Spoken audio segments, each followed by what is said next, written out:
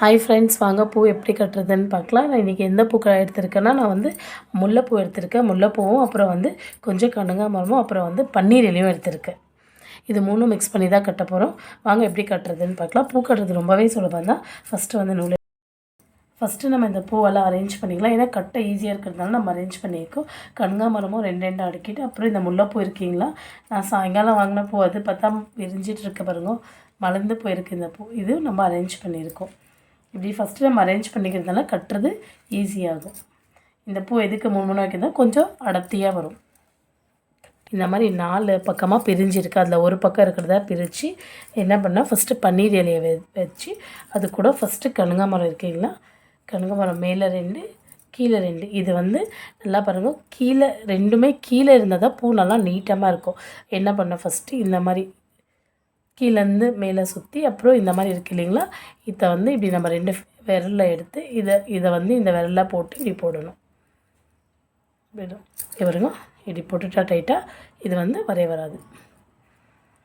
நம்ம இது ஃபஸ்ட்டு போடுறதுனால இன்னொரு முச்சும் நீங்கள் போட்டுக்கலாம்.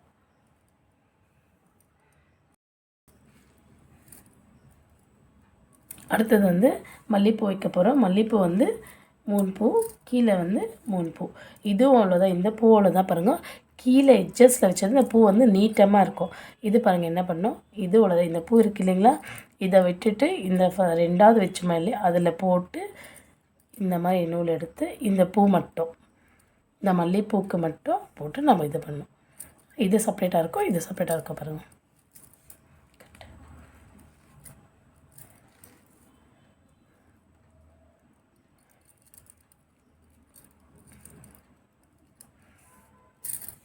இப்போ மேலே 3 பூ கீழே 3 பூ வச்சு இது கொஞ்சம் அடர்த்தியாக வரும். ஏன்னா இது வந்து மெலிசாக இருக்கிறதுனால இந்த பூ வந்து 2 கட்டினா அழகாது. ஸோ அதனால் நம்ம என்ன பண்ண போகிறோம், 3 கட்ட போகிறோம்.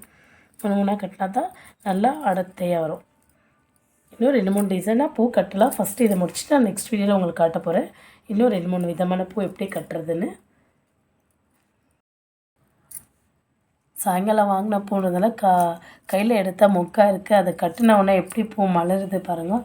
எல்லா பூவுமே மலர்ந்துடுச்சு. இங்கே பாருங்கள், கையில் கட்டினோடனே எப்படி மலர்ந்து போகுது. அதோட வாசம் எவ்வளோ நல்லா இருக்குது.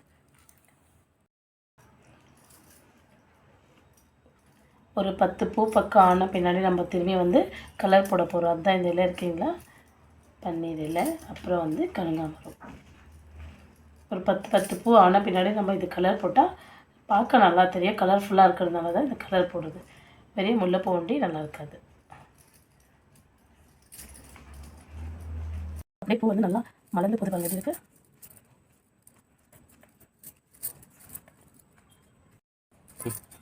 நல்லா பூ முட்டாக இருக்குது. பட் இருக்கிற அப்படியே வந்து நல்லா மலர்ந்து வாசமாக இருக்குது. நல்லா பூனாவே ஸ்மெல்லு தானே.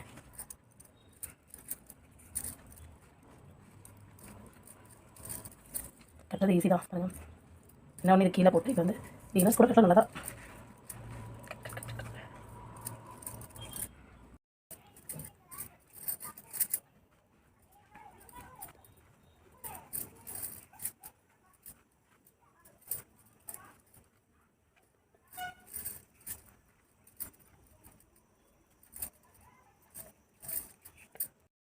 இதில் வந்து நிறையா கனகாம்பரமும் பன்னீர் இலையோ போட்டிருக்கேன். இந்த பக்கம் பாருங்கள் கொஞ்சமாக போட்டிருக்கேன். இங்கே பாருங்கள் எவ்வளோ நல்லா தெரியுது. இது வந்து நல்லா கலர்ஃபுல்லாக இருக்குது. இது வந்து எங்கேயோ ஒரு கலர் போட்டிருக்கேன். கட்டி ஆனதுமே நம்ம என்ன பண்ணோம், நல்லா சின்ன ஒரு பால் மாதிரி பிடிச்சி ஸ்டீல் கண்டெய்னர் பாக்ஸில் போட்டிருக்கோம். பிளாஸ்டிக் கண்டெய்னர் பாக்ஸ் போட்டால் தண்ணி சீக்கிரம் அப்சர்வ் பண்ணின்னு பூ வந்து சீக்கிரமாக அழுகிடும். ஸ்டீல் கண்டெய்னர் பாக்ஸில் போட்டால் ஒரு 4 to 5 days அப்படியே இருக்கும். இங்கே பார்த்தீங்களா,